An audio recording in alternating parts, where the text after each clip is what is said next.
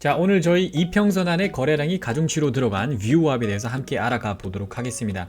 제가 미국 커뮤니티에서 공부를 할 때는 미국 데이 트레이더들은 항상 이 VWAP이라는 걸 사용합니다. 그만큼 거래량이 터져 나오는 시간에 시장이 급격하게 움직일 때 이 민감도를 이평선이 따라가지를 못해요. 최근 움직임에 가중치가 들어간 지수 이평선이라고 해도 그 민감도를 따라가지 못합니다. 그럴 때 여러분들이 쓸 수 있는 게 이 VWAP이라고 보시면 되고요. 물론 기존의 지표를 쓰시는 분들은 그대로 쓰시면 되지만 여러분 결국 데이 트레이더로서 살아남기 위해서는 평소에 움직이는 장세와 다르게 움직이는 장세에서 대응을 할 수가 있어야 됩니다. 그래서 이런 급등하는 장세에서는 변동성이 굉장히 커지고 추세를 초반에 빨리 따라 들어가지 못하면 추세를 못 잡을 확률이 높아요. 그래서 오늘은 이 민감도 조절 그리고 그 중에서도 거래량이 들어간 이평선인 VWAP의 활용법에 대해서 함께 알아가 보도록 하겠습니다.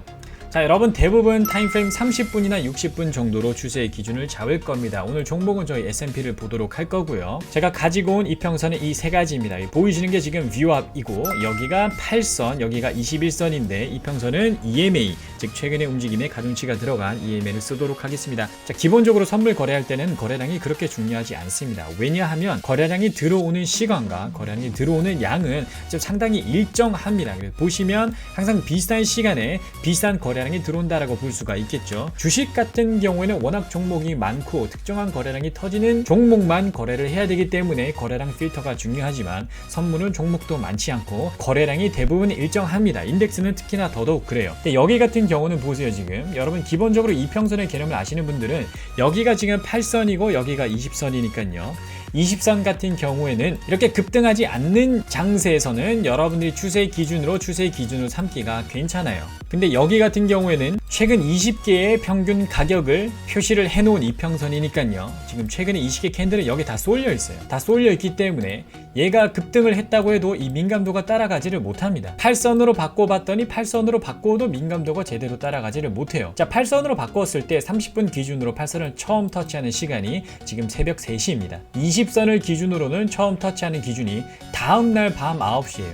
거기 터치하고도 뭐 살짝 올라가긴 했는데 여기는 먹는 건 큰 의미가 없죠. 그래서 여러분들이 이 모멘텀을 보실 때 모멘텀과 민감도의 상관관계에 대해서 항상 잘 생각을 하셔야 되고 결국 이 민감도의 조절이 여러분 데이 트레이딩에 살아남기 위한 대응 방법 중에 가장 중요한 부분이다 라고 생각하시면 되겠습니다.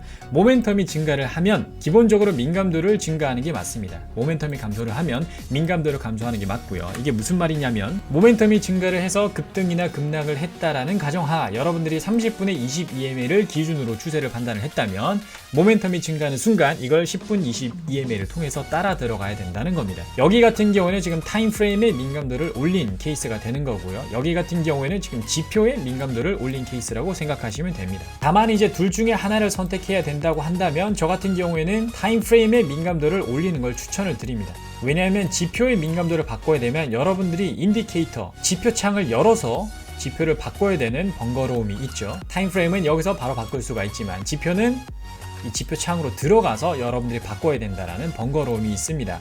자, 그래서 이제 지금 거래량이 터져 나오면서 급등을 했을 때 여러분 VWAP을 쓴다라는 가정하에 훨씬 일찍 움직임을 잡을 수가 있어요. 지금 12시에 처음 터치를 했네요.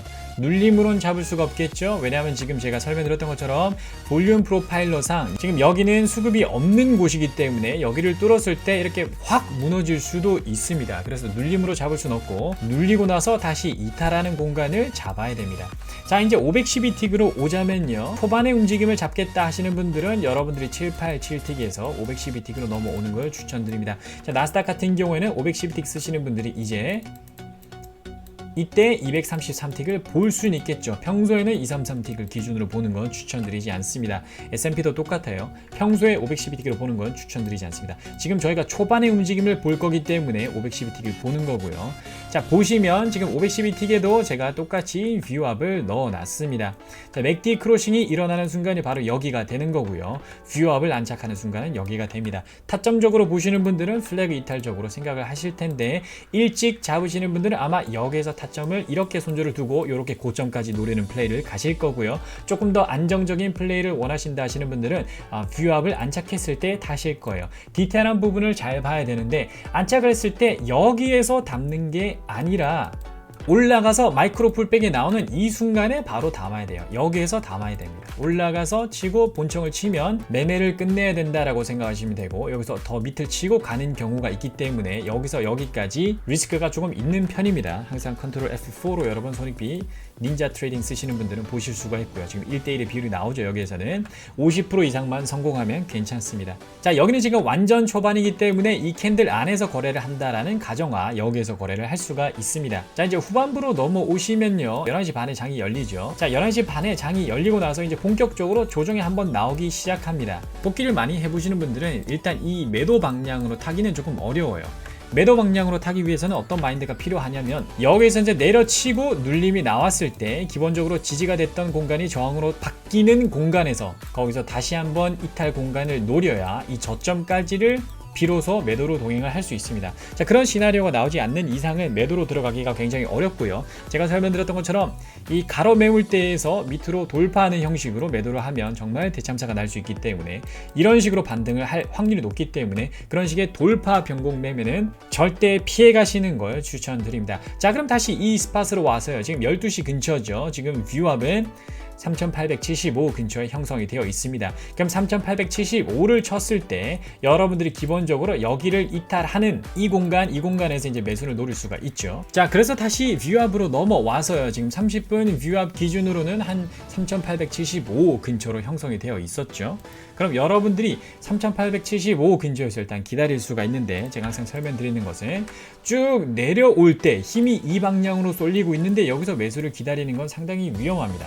특히나 이런 식으로 매매하시는 분들이 있어요. 지금 가격이 3890에 형성이 되어 있는데 3875 매수대기, 여기서 여기까지 떨어질 때는 힘이 지금 매도로 상당히 많이 쏠려 있고, 그리고 단기 트레이딩의 입장에서 봤을 때는 여기서 여기까지 떨어질 때 무슨 일이 일어날지 알 수 없어요. 자, 그래서 일단 터치하는 건 기다릴 수가 있는데, 여러분들이 기본적으로 여기를 다시 이탈할 때 노릴 수가 있습니다.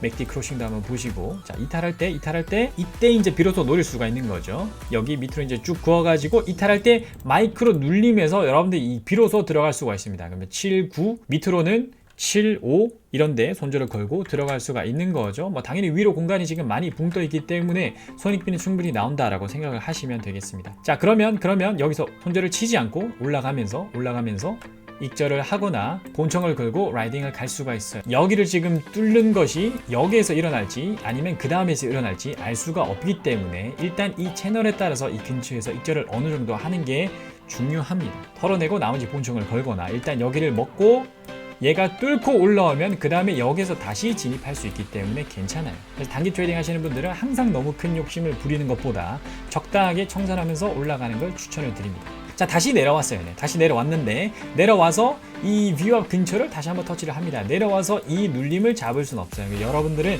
다시 이탈 공간을 노리거나 아니면 아예 이 큰 채널을 전부 다 이탈하는 공간을 노리면 됩니다. 기다리시면 돼요. 뚫고 올라왔을 때 얘가 눌림을 줍니다. 눌림을 주고 여기서 다시 이탈해서 날아가는 이 공간을 노리면 된다라는 마인드로 접근을 하시면 되고요. 이탈을 해서 노렸다면 여기서 또 익절을 할 수 있었겠지만 보수적으로 대응하시는 분들은 제가 설명드렸던 것처럼 얘를 확실하게 84, 85, 86 여기를 확실하게 뚫고 날아가는 것까지 기다렸다가 대응을 해도 늦지 않아요. 그러면 확실히 뚫었죠? 그럼 제가 설명드렸던 것처럼 이제는 그동안의 저항이 이제 지지로 바뀌는 공간이 이 근처에서 형성이 됩니다. 맥디가 내려오겠죠? 다시 크로싱이 되는 순간 노릴 수가 있다는 겁니다. 여기서 플랜은 여기가 지금 내가 거의 마지막으로 매매할 수 있는 공간이구나 라는 것을 미리 생각하고 들어가야 됩니다. 쭉 떨어질 때 초반에는 잘 대응을 하지 않으셨겠죠. 물론 뭐 다이버전스 보시는 분들은 여기서 대응할 수가 있었겠지만 여기나 여기서 대응하시는 분들은 여기에서 이제 셋업을 기다릴 때 마지막 셋업이 오는구나 라는 것을 반드시 인지를 하고 있어야 됩니다. 자, 이제 뷰업을 다시 안착을 했을 때 기다리는 만큼 풀백을 주지는 않았을 거예요. 대부분들 아마 한 요 정도까지 한 8, 이 정도까지 눌리고 가는 것이 괜찮다라고 생각을 하셨을 텐데, 그대로 날아가 버리면 셋업이 없다라고 생각하셔야 되고, 비중을 줄여서 공격적으로 대응한다고 하시는 분들은 다시 내려오면 안착했을 때 비중을 좀 더 실어서 간다라고 생각을 하시면 될 것 같습니다. 자, 그대로 날아가 버렸습니다. 그대로 날아가 버리면서 고점을 터치해 버렸기 때문에 실질적으로 매매는 여기서 종료가 되겠죠. 여기 종료되는 시점이 지금 11시 50분인데 여기서 눌림이 나오고 세게 다시 날아간다면 위에서 매수를 한 번 더 노려볼 수가 있지만 지금 너무 많이 오른 상황입니다. 뭐 말도 안 되게 많이 올랐어요. 그렇기 때문에 초반에 매수를 한번 잘 대응했다 하시는 분, 그리고 내려올 때 돌파 형식으로 한번 잘 대응했다 하시는 분, 혹은 비중을 줄여서라도 여기서 한번 잘 대응했다 하시는 분들은 너무 큰 욕심은 좋지 않습니다. 네, 그래서 그 다음 눌림은 딱히 제가 추천을 드리진 않습니다. 여기서 이제 예를 들어서 앞에서 입절이 좀 두둑하게 있다 하시는 분들은 뭐 이제 찐막 매매가 되겠죠. 여기가 찐막 매매 한 94 정도를 터치했을 때 여기에서 뭐 한 00이나 02까지 뭐 마지막으로 한번 노려보겠다. 손절이 나오면 대신에 매매를 그만하는 걸 추천드립니다. 터치했을 때 이제 들어가는 거죠. 네, 여기에서 이제 마이크로 눌리면서 들어가는 거죠. 손절은 88, 89 뭐 이 정도로 두시면 됩니다. 손절을 치면 이제 매매를 그만해야 됩니다. 벌써 지금 움직임이 좋지 않아요. 좋지 않습니다. 여기에서는 이제 보통 내공자들은 다시 올라갔을 때 여기서 본격적으로 본청을 거는 걸 추천을 드립니다. 여기서 왜냐면 약간 꼬일 수가 있어요. 여기서 꼬인다는 것이 손절을 쳤을 때 밑에서 다시 한번 들어간다고 했을 때 또 손절을 치면 그때 이제 매매가 본격적으로 꼬일 수가 있습니다. 그래서 앞에서 매매를 잘했다고 하시면 여기서는 이제 손실을 막는 플레이로 가는 걸 추천을 드리고요. 올라가죠? 무조건 본청 거는 겁니다. 본청 걸고 라이딩 하면서 고점까지 노리거나 아니면 여기서 한번 크게 먹겠다 하시는 분들은 뭐 고점 위로도 노릴 수가 있습니다. 그럼에도 불구하고 여기에서는 일단 민감도를 낮추면 이제 여기서 다이버전스가 형성이 되고 있을 겁니다. 민감도를 낮춘다는 건 512틱에서 1597틱, 3200틱, 뭐 3분, 5분 이런 식으로 민감도를 낮추면 이제 고점 근처에서 다이버전스가 가격은 올라가는데 지표는 내려가는 다이버전스가 형성되고 있을 겁니다. 자, 여기서 본청을 치면 이제 끝내야 되는 거고요. 익절을 하겠죠. 여기서 익절을 했다면 그래도 매매가 끝나는 겁니다. 네. 쭉 가다 보면 결국 날아갑니다. 네, 결국 날아가는데 뭐 항상 저희가 크게 먹을 수는 없기 때문에 매매 플랜적으로는 그렇게 대응을 하시면 될 것 같습니다. 자, 그래서 저희 오늘 이 뷰압에 대해서 알아봤어요.